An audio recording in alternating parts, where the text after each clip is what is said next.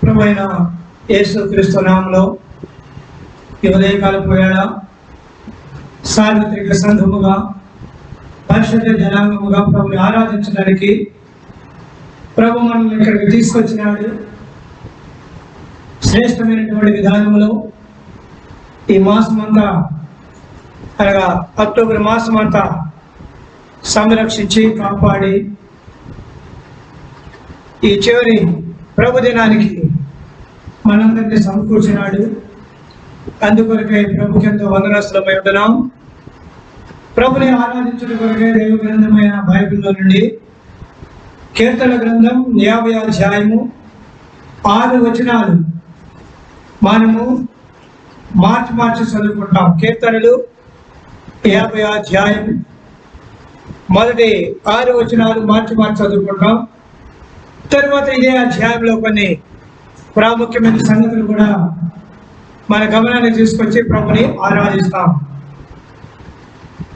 దేవాది దేవుడిని యెహోవా ఆజ్ఞయించుచున్నాడు, తూర్పు దిక్కున మొదలుకొని పడమటి దిక్కు వరకు భూనివాసులను రమ్మని ఆయన పిలుచుచున్నాడు. మన దేవుడు వేంచేయుచున్నాడు, ఆయన మౌనముగా ఉండడు. ఆయన ముందర అగ్ని మండుచున్నది, ఆయన చుట్టూ ప్రచండ వాయువు విసరుచున్నది.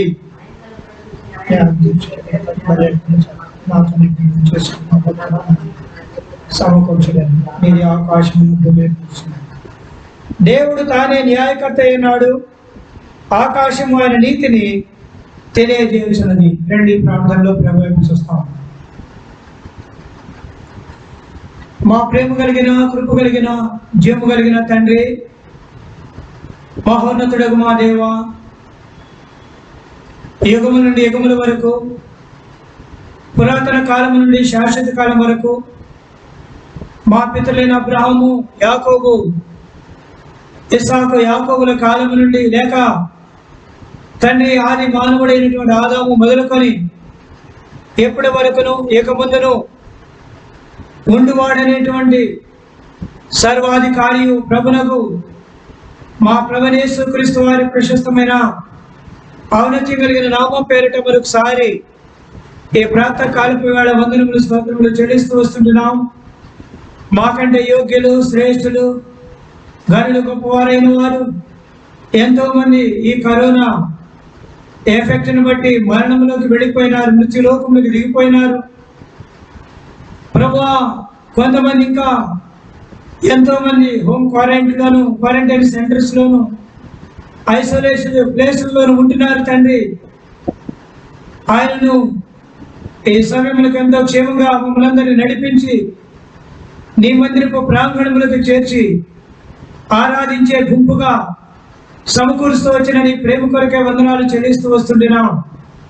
పలు స్థలాల్లో ఈ ఉదయకాలపు వేళ సార్వత్రికంగా చేరి వస్తున్న మా ప్రియులు సంఘాలన్నిటి కొరకే వందనములు చెల్లిస్తూ వస్తుంటున్నాం.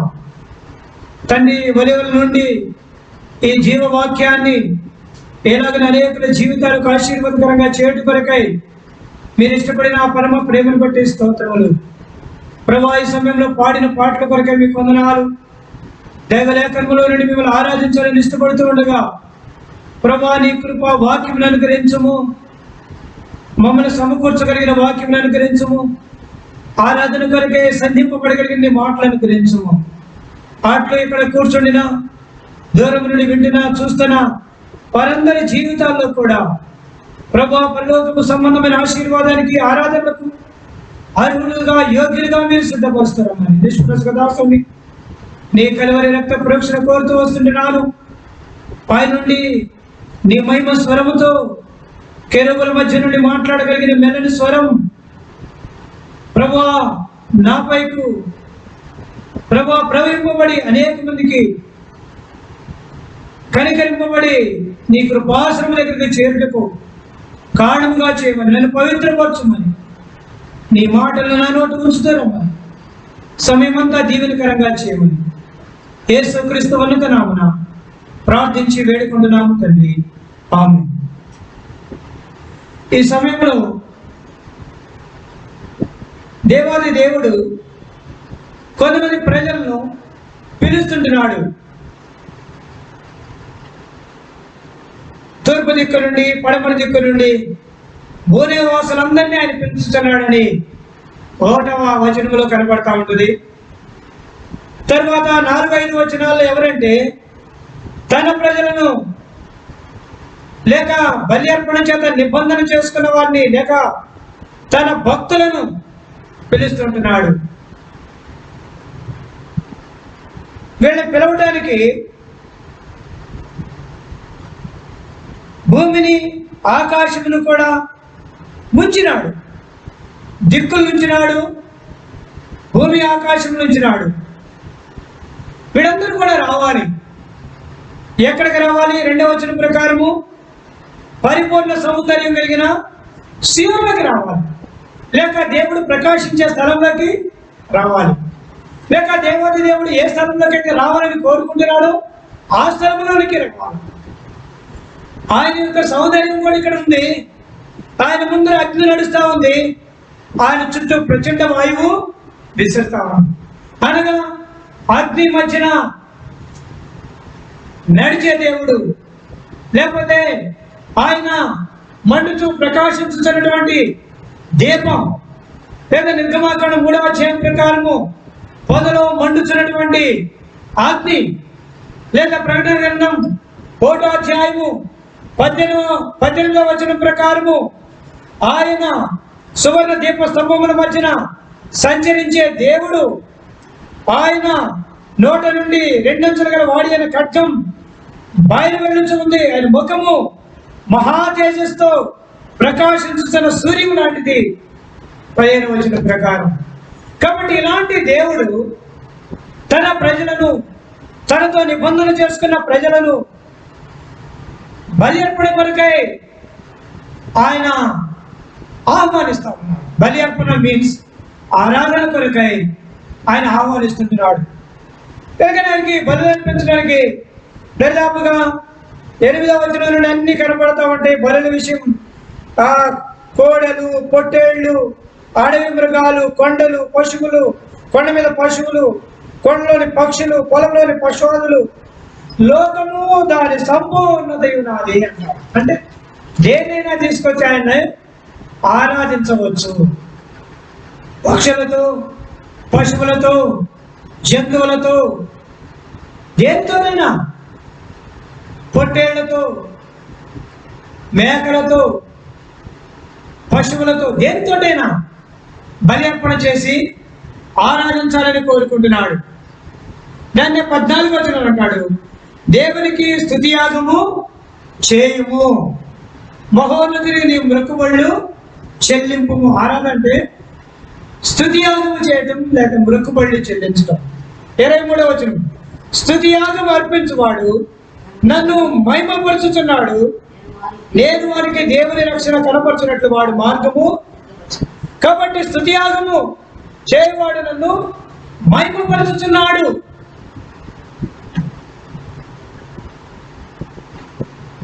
హెబ్రీయులకు రాసిన పత్రిక 13వ అధ్యాయం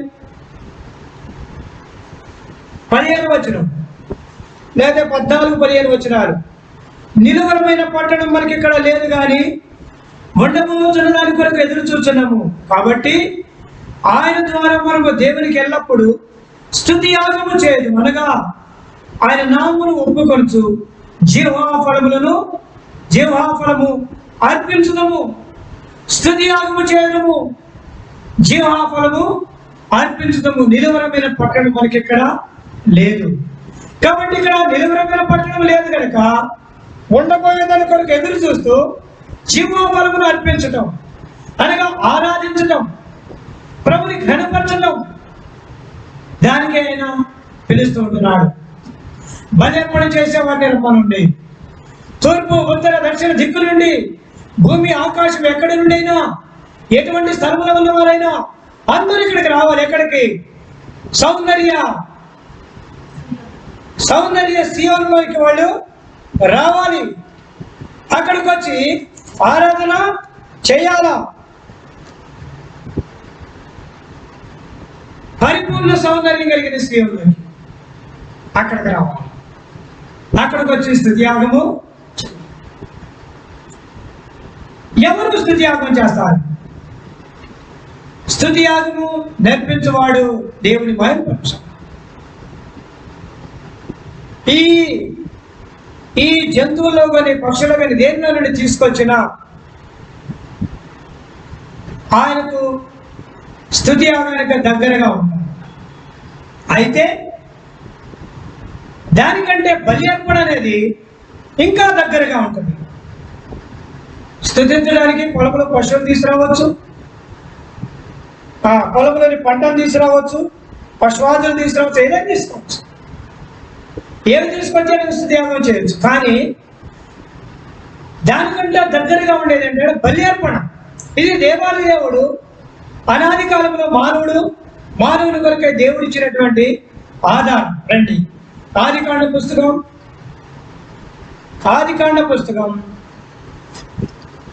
3వ అధ్యాయం. ఆదికాండం 3వ అధ్యాయము వచనము 21 అందరూ చదువుతాం. దేవుడైన యెహోవా ఆదామునకును అతని భార్యకును చర్మపు చొక్కాయలను చేయించి వారికి తొడిగించను. చర్మపు చొక్కాయలు అంటే అది బలి అర్పణ, రక్త ప్రోక్షణ. అది పశువుల నుండి తీశాడు, లేకపోతే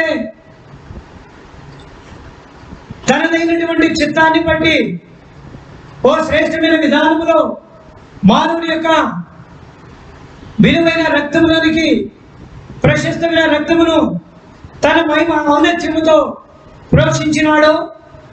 అది అదృశ్యమైంది, అది అందరికీ అర్థమయ్యేది కాదు. ఒకవేళ పొట్టేలు కోసిన పొట్టేలు ఆ రక్తం అక్కడ కనబడాల్సిన అవసరం ఉంది, పొట్టేలు రక్తం కనబడతాం. ఇది అదృశ్యమైనటువంటి దేవుని మహిమోన్నతమైనటువంటి రక్షణకు కారణమైనటువంటి కార్యం ఇది. చర్మపు చొక్కాలు తొడిగించడం అంటే అది తన హృదయంలో కనబడినటువంటి దైవ మహిమను చూసి హర్షించి తన జీవిత కాలం అంతా మానవుడు ఆరాధించాలని కోరుకున్నాడు. ఏ పశువును వధించాడో అర్థం కాదు, ఏ పొట్టేళ్ళు వధించాడో అర్థం కాదు, ఏ పక్షిని దేని వధించాడు అక్కడ ఏమి పర్టికులర్గా రాయబడలేదు. కానీ చర్మం అనేటప్పటికీ ఆటోమేటిక్గా చర్మంలో రక్తం ఉంది, రక్తంలో ప్రాణం ఉంది, ప్రాణంలో ఆత్మ ఉంది, ఆత్మలో దేవుని మహిమ ఉంది. ఇవన్నీ కూడా ఉంటేనే చర్మపు చొక్కా అయింది. చర్మపు చొక్కా అంటే ఊరిగిరే కనపడుతుంది, చర్మం పైన ఊరిగిరే. చర్మంలో రక్తం ఉంది, రక్తంలో ప్రాణం ఉంది, ప్రాణంలో ఆత్మ ఉంది, ఆత్మలో దేవుని మహిమ. ఇన్ని ఇమిడ్చి ఇన్ని పొరలుగా చేశాడు. అందుకని చర్మం తెగితే ఒక పొర తెగిందా, 2 పొరలు తెగిందా అని అడుగుతూ ఉంటారు. పైన తెగిందంటే ఇంకా ఎముక దాకా వెళ్ళలేదని అంటారు. అంటే ఎముక దాకా వెళ్ళడానికి ఎన్నో పొరలు ఉన్నాయి. వాటిలోనే దైవ మహిమ ఉంది, వాటిలోనే దైవ ఆత్మ ఉంది. ఈ చర్మపు చొక్కా ఏం చూపిస్తా ఉందంటే మానవుని జీవితంలో స్తుతి యాగం ఉంది, బలి అర్పణ ఉంది, ఆరాధన. అంటే ఆరాధించడానికి ఎవరు వస్తారంటే సంతోషభరితులైన వారు, దేవునితో నిబంధనలు చేయబడిన వారు ఆరాధించడానికి వస్తారు.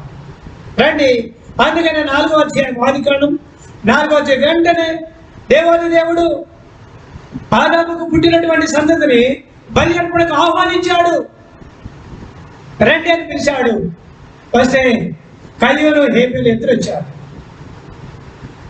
వచ్చారు. అయితే ఇక్కడ రాయబడిన మాట 4వ వచనంలో హేబెలు కూడా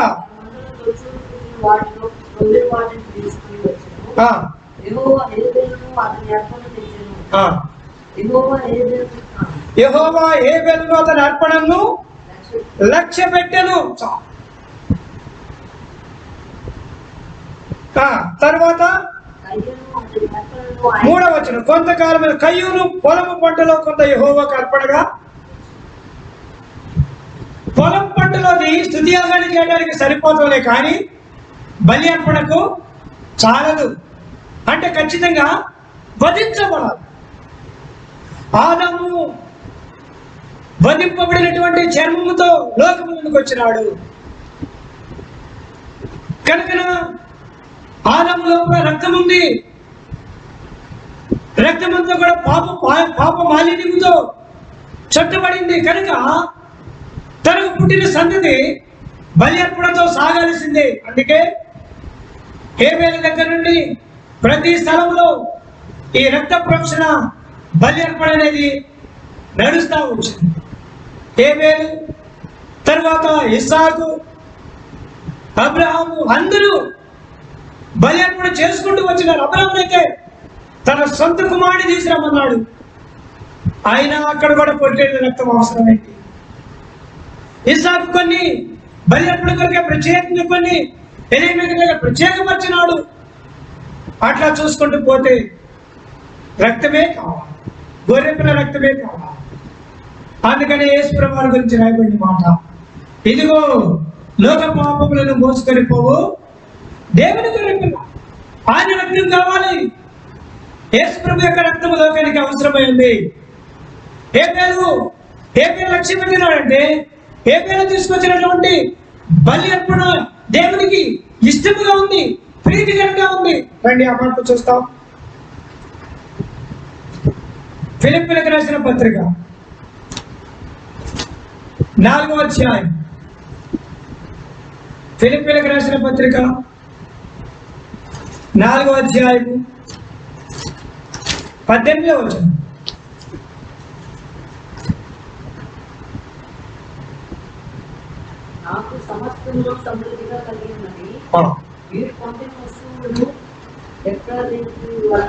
అక్కడ రాస్తా ఉంటాడు, అవి మనోహరమైన సువాసనయు దేవునికి ప్రీతికరమైన ఇష్టమైన యాగములై, ప్రీతికరమైన మనోహరమైన సువాసన భరితమైన ఇష్టకరమైన యాగం, ప్రీతికరమైన సువాసన భరితమైన ఇష్టమైన మనోహరమైన యాగం. అది ప్రభు కోరుకున్నాడు. అదే ప్రభు యేసుక్రీస్తు వారి శిలువలో చేసిన యాగం. మానవునికి సువాసన భరితంగా ఉండడానికి, మిమ్మల్ని పరిమళ వాసనగా ఉండే కొరకు అంటారు. మీరు ఆయనకి ఇష్టలుగా ఉండడం కొరకై అంటారు. మీరు ఆయనకి ప్రీతికరమైన వారిగా ఉండడానికి అంటారు. మనోహరమైన స్థలములలో మనకు పాలు ప్రాప్తించుట కొరకై ఆయన సెలవులో బలియాగమైనాడు. కనుకనే హేబేలు యొక్క అర్పణను దేవుడు లక్ష్యపెట్టడానికి కారణం ఏంటంటే బలి పశువు రక్తమును ప్రవేశిస్తుంది. ఉదయ కాలంలో ప్రియమైన స్నేహితుల సహోదరి, ప్రభుని ఆరాధించుట కొరకై హేబేలు అర్పణకు ప్రతిగా ప్రభుని యేసుక్రీస్తు అర్పణ లోకానికి అనుగ్రహింపబడతా వచ్చింది. ఇప్పుడు ఆయన అర్పించినప్పుడు ఎలాంటి అనుభవంతో అర్పించినాడంటే, ఏదైతే పోగొట్టుకున్నాడో, తండ్రి దగ్గర తండ్రి పోగొట్టుకున్నాడు, లేదా తన అన్నగారు పోగొట్టుకున్నాడు, లేదా తన వంశము పోగొట్టుకుందో, ఆ ఆనందం అంతా తిరిగి సమకూర్చుకుంటూ కనుకై ఇవ్వబడినటువంటి అర్పణ, ఆరాధన, బలి అనే బలియాగమనే సంగతిని ఉదయ కాలంలో జ్ఞాపకం చేయబడతా వస్తుంది. ప్రియమైన స్నేహితుల సహోదరి, పరలోకపు దేవుడు, పరిశుద్ధ దేవుడు హేబేలు అర్పించబడినట్లుగా నీ కొరకై నా కొరకై ఆయన అర్పింపబడుతూ వచ్చినాడు. పాప ప్రక్షాళన కలుగుట కొరకై ఏమి, ఒకవేళ పొలంలోనే పంటే దేవునికి ప్రీతికరమైంది, ఇష్టమైంది అనే సంగతి అయింది కానీ ఆలోచిస్తే తన దగ్గర ఉండే గొర్రెనిచ్చి కొంత పంటను తీసుకొచ్చి ప్రభుకి అర్పించుండేవాడు. కాదు, దేవునికి కావాల్సింది బలి అర్పణ అనగా రక్త ప్రోక్షణ. అందుకనే యేసు రక్తం ప్రతి పాపము నుండి కలిగి మానవుల్ని పవిత్రపరుస్తా ఉంది. చర్మపు చొక్కాలు తొడిగినప్పుడు ఆదామును పవిత్రుడిగా చేసి పంపించినాడు. తన పాపం మీద జయాన్నిచ్చి పంపించినాడు. ఏదైనా తోట నుండి బయటకు వచ్చినట్టుగా కనబడినా పరలోకపు సంబంధమైన పౌరునిగా చేసి పంపించినాడు. ఒక మాటగా చెప్పాలంటే ప్రభు యేసుక్రీస్తు వారికి ప్రతి రూపముగా చేసి ఆదామును పంపించినాడు. అందుకని మొదటి ఆదాములకు ప్రతిరూపముగా ప్రభు యేసుక్రీస్తు వారిని దేవుడు ఇష్టపూర్వకంగా వ్రాస్తూ వచ్చినాడు. కనుకనే ప్రియమైన స్నేహితుల సహోదరి, ఈ ఉదయకాల పోయాడ కృప కలిగిన దేవుడు, పరిశుద్ధ దేవుడు, పావన దేవుడు నన్ను ఈ సంతోషపరమైనటువంటి అర్పణలో ఉంచాలని కోరుకుంటున్నాడు. ఇది మొదటి సంగతి. రెండవ సంగతికి వస్తాం. రండి.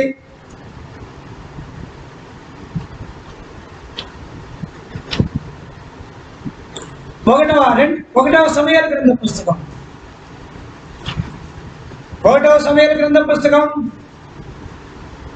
15వ అధ్యాయం. 1వ సమయాల గ్రంథ పుస్తకం 15వ అధ్యాయము 17వ వచనం, లేకపోతే 16, 17వ వచనాలు చదువుతున్నా. సమయాలు, నీవు మాట పనిలేదు, యెహోవా రాత్రి నాతో సెలవిచ్చిన మాట నీకు తెలియజేతును వినమని సౌలుతో అనగా, సౌలు చెప్పాడు. అందుకు సమయం, నీ దృష్టికి నీవు అల్పుడుగా ఉన్నప్పుడు ఇశ్రాయేలు గోత్రములకు శిరస్సువైతివి. యెహోవా నిన్ను ఇశ్రాయేలు మీద రాజుగా అభిషేకించెను, మరియు యెహోవా నిన్ను సాగనంపి నీవు పోయి పాపాత్ములను అమాలేకు నిర్మూలము చేయము, వారు లయమగు వరకు వారితో యుద్ధము చేయమని సెలవీయగా,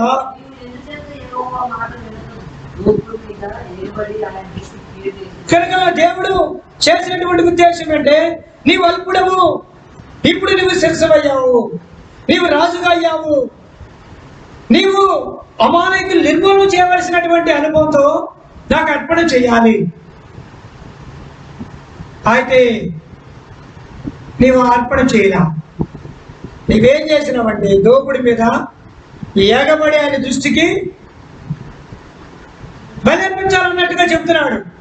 ఎందుకంటే చూడండి ఆ మాట, 15వ వచనం, అందుకు సౌలు అమాలేకుల యొద్ద నుండి జనులు వీటిని తీసుకొని వచ్చిరి, నీ దేవుడైన యెహోవాకు బలులర్పించుటకు జనులు గొర్రెల్లోనూ ఎడ్లను మంచి వాటిని వండనిచ్చిరి, మిగిలిన వాటన్నింటినీ మేము నిర్మూలన చేసిద్దమనగా. ఉద్దేశము బలర్పించడానికి పశువులే తీసుకొచ్చారు, పంటను తీసుకురా. ఏబేల్లాగే సౌలు కూడా పశువులు, గొర్రెలు, ఎడ్లు మంచి తీసుకొచ్చారు. అయితే తీసుకొచ్చి దేవుడికి బలర్పించడానికి కాదు, తన కోసం ఉంచుకున్నాడు. ఇవన్నీ తన కోసం ఉంచుకొని దేవుని దగ్గరికి ఏం తీసుకొచ్చాడు చూడండి. 21వ వచనం, అయితే గిల్గాలులో నీ దేవుడైన యెహోవాకు బలర్పించుటకు జనులు శపితములకు గొర్రెల్లోనూ ఎడ్లోనూ ముఖ్యమైనని తీసుకొని వచ్చిందని సమూయేలుతో చెప్పాను. శపితమైన వాటిని తీసుకొచ్చారు. ఇతడేమో మంచి వాటి ఉంచుకున్నాడు, మంచి వాటి నుంచి కొన్ని తీసుకురండి అన్నాడు. బలర్పించడానికి తీసుకురండి అంటే తీసుకొచ్చాడు, వాటిని ఇవ్వచ్చు. కానీ ప్రజల మధ్యకి, ప్రజల మీదకి నెప్పం వేస్తూ అన్నాడు, జనుడి శపితమైన వాటిని తీసుకొచ్చాడు. అంటే ఏది ఇచ్చినా దేవుడు ఇష్టపడతాడు అనుకుంటున్నాడు. ప్రియులారా, ఈ ఉదయకాలం పోయాడా, ఇదే మన పరిస్థితి. ఇక్కడ చాలా భయంకరమైనటువంటి పరిస్థితి, శపితమైనది, దేవునికి విరోధమైనది, దేవుని సంతోషపరచలేని బల్యర్పణ ఆయన కోరుకోడు. బల్యర్పణ చేస్తే సమయాలు దేవుని దగ్గరికి వెళ్ళి చెప్తాడు, ప్రభువా సౌలు మంచి బల్యర్పించడానికి తీసుకొచ్చాడయ్యా, అంగీకరించి అంటాడు అనుకున్నాడు. కానీ తీసుకొచ్చిన వాటిని ప్రజల మీద నెప్ప వేస్తూ శపితమైన వాటిని తీసుకొచ్చాడని చెప్తున్నాడు. లోపలేమో దేవునికి తిరుగుబాటు, దేవుని దృష్టికి కీడు, దోపుడు సొమ్ము, శపితమైన గొర్రెలు, మేకలు, దేవుని ఆజ్ఞను తృణీకరించినటువంటి అనుభవం. అందుకని 22 వచనం అంటాడు సమూయేలు, తాను సెలవిచ్చిన ఆజ్ఞను గైకొనుట వల్ల యెహోవా సంతోషించినట్లు ఒకడు దహన బలులను బలులు అర్పించడానికి సంతోషమా? ఆలోచించము. బలులు అర్పించడం కంటే ఆజ్ఞను గైకొనుటయు పొట్టేళ్లకు అర్పించడం మాట వినుటయు శ్రేష్టం. ఈ విషయంలో నీవు యెహోవా ఆజ్ఞను విసర్జించింది అంటాడు 23. ప్రియులారా, హేబెలు వలె అర్పించాలనే ఆశ సౌలులో కనపడుతున్నట్టుగా ఉండినా తిరుగుబాటు, యెహోవాను విసర్జించుట, ఆయన దృష్టికి కీడు చేయడం, దోపుడు సొమ్ము పైన ఎగబడుట, దేవుని దృష్టికి మరి ఏమాత్రము మంచిది కానిది చేయుట, సోదరి చెప్పడం అంటే పాపము చేయడం సమానము. మూర్ఖత నాకు పరచుట, మూర్ఖత మాయా విగ్రహంతో గృహదేవతలను పూజించే మూర్ఖత, తిరుగుబాటు, పాపము, విసర్జించుట, ఇవన్నీ కూడా సౌలులో పెట్టుకొని ఆరాధించడానికి వచ్చాను. సమయ దగ్గరికి వచ్చి నేను ఆరాధించడానికి వచ్చాను. వద్దు వద్దు, దేవునికి సంతోషం లేని ఆరాధన దేవుడు అంగీకరించుడు. నీవు ఉండొచ్చు, వీటిని ఒప్పుకో. ప్రభు మూర్ఖుణ్ణి, ప్రభు పాపిని, ప్రభు నేను భయంకరమైన తిరుగుబాటు స్వభావం కలిగిన వాడును, శ్రేష్టమైనవి దాచుకొని అబద్ధికుడును చెప్పి ప్రభు దగ్గర చెప్పి క్షమాపణ చెప్పుకొని అంగీకరించింది. అలా యెహోవా తాను 26 వచ్చినందుకు సమూయేలు, నీతో కూడా నేను తిరిగి రాను, నీవు యెహోవా ఆజ్ఞను విసర్జించింది కనుక ఇశ్రాయేలు మీద రాజుగా ఉండకుండా యెహోవా నిన్ను విసర్జించినని చెప్పి వెళ్ళిపోవాలి. తిరగ సౌలు అతను దుప్పటి చెంగు పట్టుకున్నా అది చిరిగా. ఇది ఇంకెంత ప్రవక్త యొక్క వస్త్రపు చెంగును చించేటువంటిది ఎంత భయంకరమైన పాపం, ఎంత కోపం ఉంది. తర్వాత అన్నాడు 30 వచనం, నేను పాపం చేత అయిను, నా జన్మ పెద్ద ఇశ్రాయేలు ఎదుట నేను గణపరిచిన మృకుడిగా నేను పోగా నాతో కూడా తిరిగి రమ్మని వేడుకొందునా.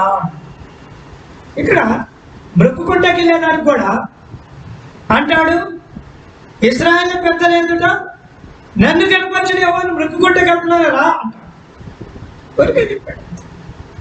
హృదయం లోపల ఇవన్నీ ఉండి ఏం మొక్కుకుంటావు, ఏం ఆరాధన చేస్తావు? సమయంలో ప్రియులారా, ఈ ఉదయకాలంలో మనం ప్రభు దగ్గరికి వస్తుంటున్నాం. హేబెలు వలె ఏదైతే ప్రభు కోరుకున్నాడో అది ఇవ్వాలని సంపూర్ణంగా సంతోషభరితంగా చెయ్యి. సౌలు అర్పణ దేవునికి సంతోషాన్ని ఇవ్వలేదు కాక ఇవ్వలేదు.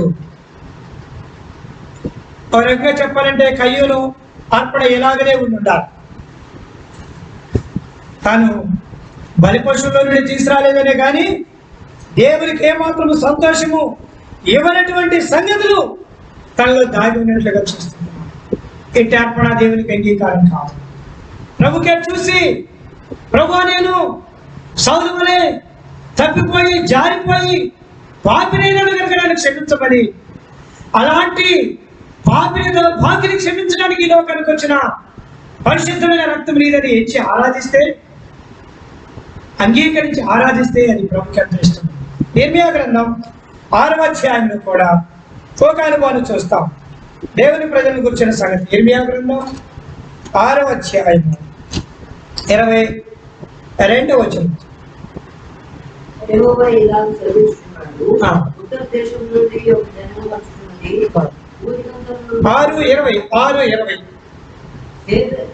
లేకపోతే 19వ వచనం చదువుదామా? భూలోకమా వినుము,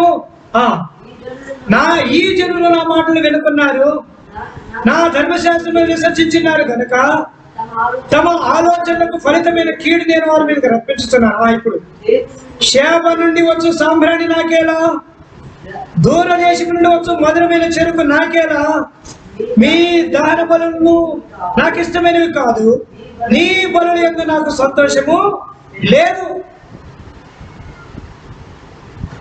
నా మాటలు వినలేదు, నా ధర్మశాస్త్రాన్ని విసర్జించారు, తమ ఆలోచనలకు ఫలితమైన కీడు వారు పొందుతూ ఉన్నారు. ఇట్లాంటి వాళ్ళు ఏం చేస్తున్నారంటే బలులు తీసుకొచ్చేస్తున్నారంట, శాపదేశం నుండి సాంబ్రాన్ని తీసుకొస్తున్నారంట, దూరదేశంలో మధురమైన చెరుకు తీసుకొస్తున్నారంట.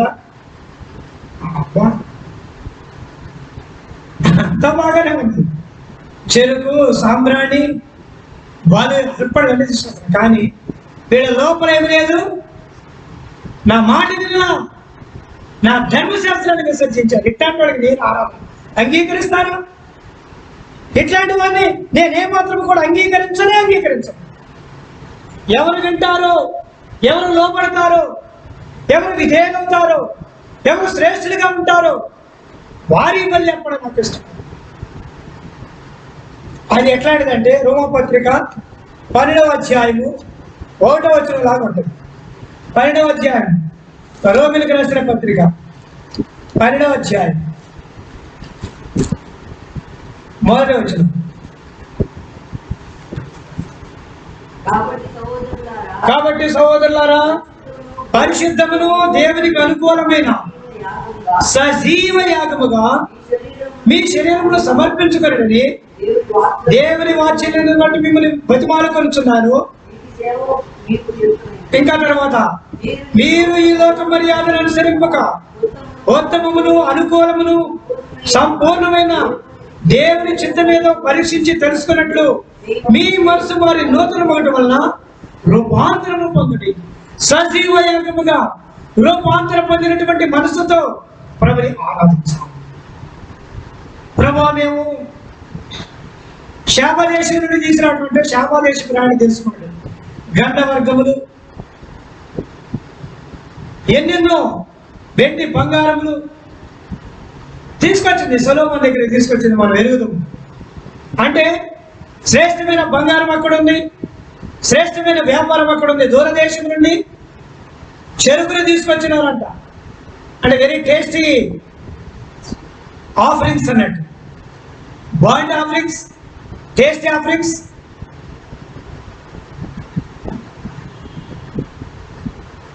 ఇట్లాంటివి తీసుకొచ్చి అయితే అది నాకు సంతోషమే. ఎప్పుడు మీరు సజీవ యాగముగా మార్చుకోవాలి, రూపాంతరం పొందాలి, దేవునికి ఇష్టమైన, యుక్తమైన, అనుకూలమైన ఆ మనసున ప్రభు, నా మనసు నీ దృష్టికి యుక్తమైనదిగా మార్చు అని చెప్పగలిగిన అది హేబెల్లో కనపడదు, కయ్యంలో కనపడదు. ఈ ఉదయకాలపు వేళ సౌలులో కనపడదు, దావీదులో కనపడుతుంది అనే సంగతిని మళ్ళా జ్ఞాపకం చెప్పడానికి ఆశపడుతుంది. దావీదు అయితే ఏమంటాడు చూడండి, 51వ కీర్తన 51వ అధ్యాయం. ఆయన అయితే ఏమంటాడంటే, సౌలులా కనడు, నేను బలి అర్పించాను, అన్నీ చేశాను, తీసుకొచ్చాను అనడు. కానీ ఆయన అంటే 51వ కీర్తనలో చూడండి దయచేసి, వచనము 16, 17. నీవు బలిని కోరువాడవు కాదు, కోరినలా నేను అర్పించుదును. దహన బలి నీకు ఇష్టమైనది కాదు, విరిగిన మనసే దేవునికి ఇష్టమైన బలుడు. దేవా, విరిగి నలిగిన హృదయం నీవు అలక్ష్యము చేయవు. బలి వాళ్ళంటే దావీదు చాలా ఇచ్చేసావు. నీవు బలిని కోరేవాడు కాదు, విరిగిన మనసే దేవునికి ఇష్టం. ఆ మనసు సంబంధం లేదు. దావీదు 139వ కీర్తనలు అంటాడు, దేవా నీకు విరోధమైనది, నీకు ఇష్టమైంది ఏదైనా ఉంటే పరిశోధించు. నీకు ఆయాసకరమైన మార్గము నాలో ఏమైనా ఉందేమో దృష్టించు. ఇది ఆరాధన.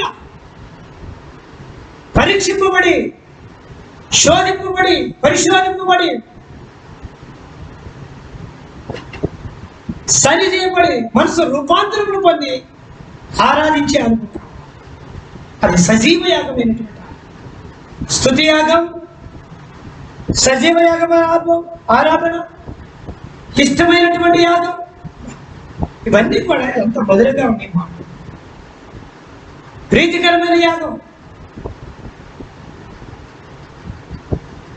బలి అర్పణతో కూడిన యాగం. ఒక మాటలో చెప్పాలంటే క్రీస్తు యేసు బలియాగం. ఆయనే ప్రభువైన యేసుక్రీస్తు వారు బలి పశువుగా యాగమైపోయినాడు సిలువలో. శరీరం అంతా కూడా రక్త సిద్ధమైపోయింది. యోబు గ్రంథం 42వ అధ్యాయంలో యోబు శిష్యులు కనపడతారు. ప్రతి స్థలంలో కయ్యూను హేబెలు కనపడతా ఉంటే, సౌలు దావీదు కనపడతా ఉంటే, ఇశ్రాయేలు ప్రవక్త అయినటువంటి ఇర్మియా కనపడతా ఉంటే, ఇక్కడ మనకి యోబు స్నేహితులు కూడా కనపడతా ఉంటారు. యోబు గ్రంథం 42వ అధ్యాయం వచనము 7 అనుకోండి. చూడండి, 7 పొట్టేళ్ళు తీసుకురమ్మంటాడు. కాబట్టి 7 ఎడ్లను 7 పొట్టేళ్లను మీరు తీసుకొని 7 ఎడ్లను 7 పొట్టేళ్లను తీసుకొని మీరు నా సేవకుడు పోయి మీ నిమిత్తము దాన బలి అర్పింపవలెను. మీ నిమిత్తము దాన బలి అర్పింపవలెను. తర్వాత అప్పుడు నా సేవకుడైన యోబు మీ నిమిత్తం ప్రార్థన చేయను. మీ అవివేకమును బట్టి మిమ్మల్ని శిక్షకు వెళ్ళినట్లు నేను అతన్ని మాత్రం అంగీకరించదును. ఏదైనా నా సేవకుడైన యోబు పలికినట్లు మీరు నన్ను గురించి యుక్తమైనది పలకలేదు. మీరు అవివేకములు, మీరు శిక్షార్హులు, మీరు అయిష్టులు, మీరు అంగీకార యోగ్యము కానివారు, మీరు నన్ను గురించి యుక్తమైనది మాట్లాడిన వారు కాదు. ఇప్పుడు చివరి రోజుల్లోకి వచ్చేసాడు. నేనెట్లా యోబును 200గా ఆశీర్వదిస్తాం. అది ఖచ్చితంగా జరిగేది. మీరు మాత్రం శిక్షార్హులు అవుతారు. కాబట్టి ఇప్పుడు మీరు ఏం చేయాలంటే తీసుకెళ్ళండి, 7 పొట్టేళ్ళు తీసుకెళ్ళండి. 7 ఎడ్లను 1వ అధ్యాయంలో యోబు అర్పణ చూస్తాం. యోబు గ్రంథం 1వ అధ్యాయము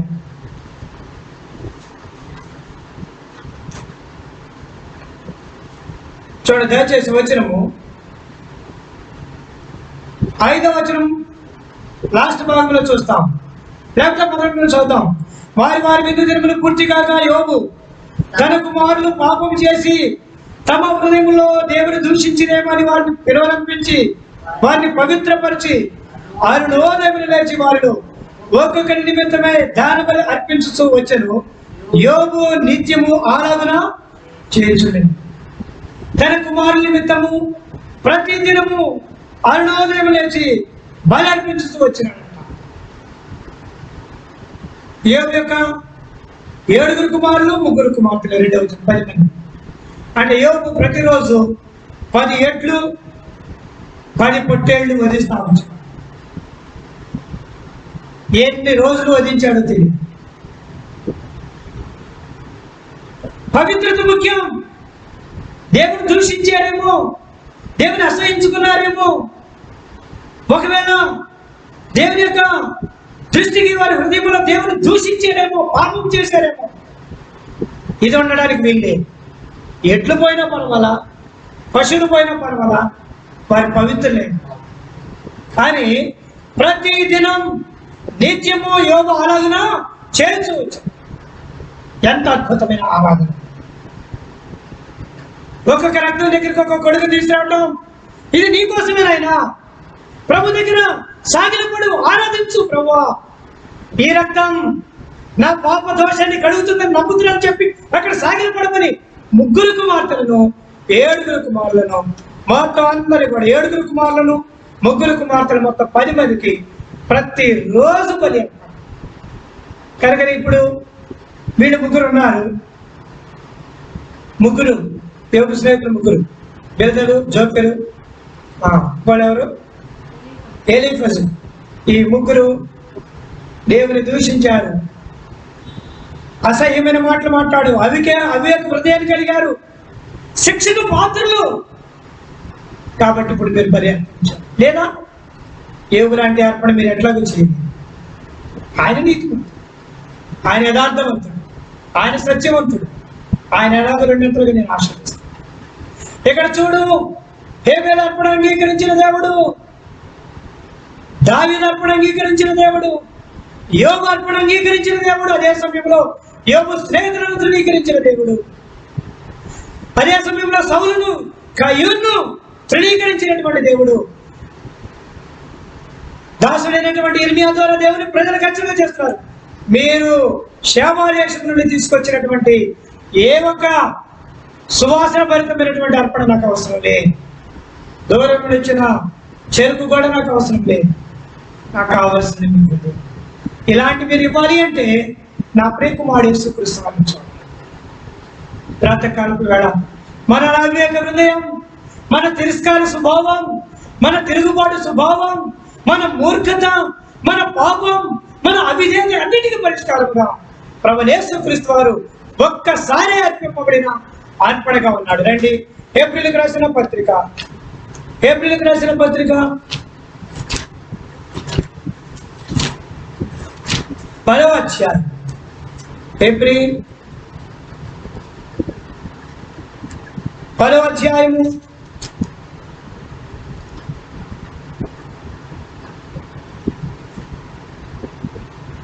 10వ వచనం. యేసుక్రీస్తు యొక్క శరీరము ఒక్కసారి అర్పింపబడిన చేత ఆ చిత్తమును బట్టి మనము పరిశుద్ధపరచబడుతున్నాము. ఒక్కసారి అర్పింపబడి ద్వారా ఆ చిత్తమును బట్టి మనము పరిశుద్ధపరచబడి ఉన్నాము.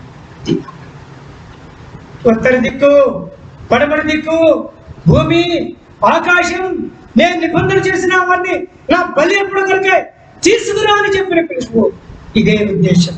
స్తుతి యాగం చేయడానికి, బలి యాగము ద్వారా సజీవ యాగముగా అర్పింపబడి ఆయనతో ఐక్యపరచబడి పరిశుద్ధపరచబడి ఆ నిత్యత్వం కొరకే సిద్ధపరచబడ్డారు. ప్రభువైన యేసుక్రీస్తు వారి బలి ఒక్కసారే అర్పింపబడిన ఆయన రక్తం నీ కొరకై నా కొరకై సంపూర్ణంగా ప్రక్షింపబడింది. స్నేహితుడా, సహోదరి, ఉదయకాలపు వేళ ఆయన మాదిరికి ఎంత గొప్పది, ప్రేమ ఎంత గొప్పది, ఆయన మంచితనం ఎంత గొప్పది, ఆయన నీ కొరకే నా కొరకు చేసిన అర్పణ ఎంత గొప్పది. ఇవ్వగలవా? ఏ పేరు ఒక అర్పణ తొలుసుడు వాటిని తెచ్చుండొచ్చు, యోగు కొన్ని తీసుకొచ్చుండొచ్చు, యోగు స్నేహితులు కొన్ని తీసుకొచ్చారు, అదే లేకపోతే ఏదైనా కొంచెంగా తీసుకొచ్చుండొచ్చు. కాదు, వీటన్నిటికీ ప్రతిఫలముగా యేసుక్రీస్తు వారి శిలువలో తన రక్తమంతా దారిస్తూ వచ్చి ఏమి చెల్లించి రుణం తెచ్చుకుంటాం, ఆరాధించి రుణం తెచ్చుకోవచ్చు. అందుకనే ఏమి నీకు అర్పించగలను, ఏమి లేని వాడనయ్యా, నెరిగిన హృదయంతో అర్పించు. ఆరాధనని ప్రభు సన్నిధిలో సాగిలపడి కృతజ్ఞతాపూర్వకంగా ఆరాధించు, స్తుతి యాగము చేయి. దేవుని భయపరిచిన అరుగులోకి వస్తావు. అట్టి కృప పరిశుద్ధాత్మ దేవుడి ఉదయకాలపు వేళ మనకు అనుగ్రహించును గాక. వాక్య వెలుగులో ప్రభు స్తుతించి ఆరాధిద్దాం. రండి, ప్రభువుని కనపరుస్తాం.